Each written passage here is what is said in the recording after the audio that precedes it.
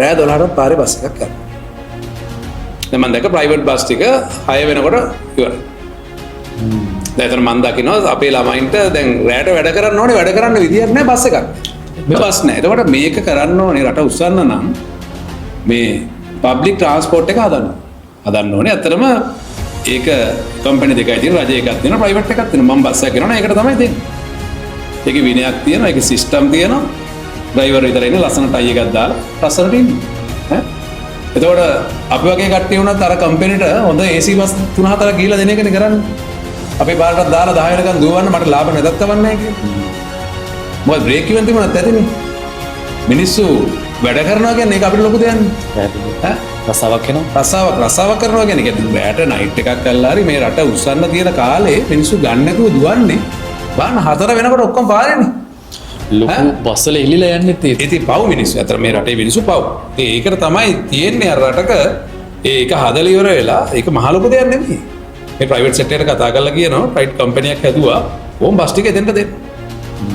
එතනින් තමයි ඒක මිනිස්සුන්ට ට්‍රේන් කරලා හරි ඩ්‍රයිවර් ඇක්සිඩන්ට් අරමයි මොකුත් නැහැ. බස් එක චෙක් කරලා ඔක්කොම කරලා ගේන්නේ. එතකොට මේ බස් එක මේ පබ්ලික් ට්‍රාන්ස්පෝර්ට් කියන්නේ ලාභ ලබන එක නේ බ්‍රේක් ඉවන් එකේ තියෙන්නේ. මිනිස්සුම සතුටින් තියන හිට වැඩ ටිකක් කරනවා නුවර ඔයා දරුවෝ ඇප් එකේ ගිහලා බස් එක එනවා උදේ 6ට රයිට් මට හෙට එන්න ඕනේ රයිට් ඇප් එක දාලා බැලුවා හෙට 6ට ආයි බස් එකක් තියෙනවා බය නැතුව ගියා දැන් යන්න පුළුවන් කොළඹ ඉඳලා නුවරට බස් ටික එනවා ටක් ගාලා ඇප් එකේ පික්මිට කරන්න පුළුවන් නම් පික්මිටම කිව්වම ඉවරයි මේක හයි කරලා දෙන්න කියලා ටක් ගාලා ටයිම් එක එනවා රයිට් මෙන්න බස් එක දාලා ඇත්තට පාරේ රස්තිය දෙන්න ඕනෙත් නෑ බස් එකනේ විනාඩි 5ක් තියෙදි පාරට යන්න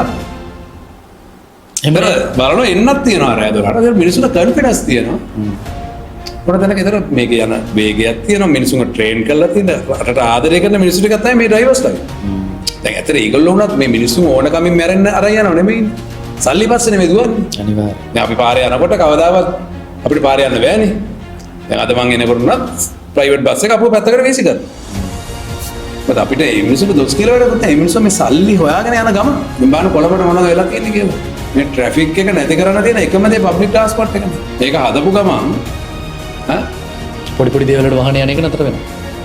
කවුරුත් යන්නේ එහෙම එනවනම් දඩ ගහන්න ඕනේ. 4කට වැඩි එන්න නැතුව කොළඹට ඇතුල් වෙන්න බෑ. දැන් අතර මම වුණත් කොළඹ යනවනම් AC බස් එකකට ගල ඉස්සර යන්නේ. දැන් යන්න බෑ. දැන් AC බස් කියන්නේ ෆුල් ගහලා යන්නේ. දැන් හරි ඉස්සර ඉතින් දැන් යන්න බෑ. ඉතින් ඉන්න දැන් වුණත් අපි ලෑස්තිලා ඉන්නවා මේ ඩ්‍රයිව් කරන ටයිම් එක හොඳට වාද මම නුවරඑළියට හොටෙල් එක විසිට් එකකට යනකොට එපා වෙලා යන්නේ. බස් එක වාඩි වෙලා යන්න පුළුවන් නම් ලොකු දෙයක්. කොච්චර දෙයක්ද ඔළුවට ස්ට්‍රෙස් එකක් නෑ. මේක ටයිම් නැති ඉඳලා දැන් අපි යන්න බය. ඈ මෙයාගේ පොඩි රටක කොච්චර ලස්සනට මේක හදන්න පුළුවන්.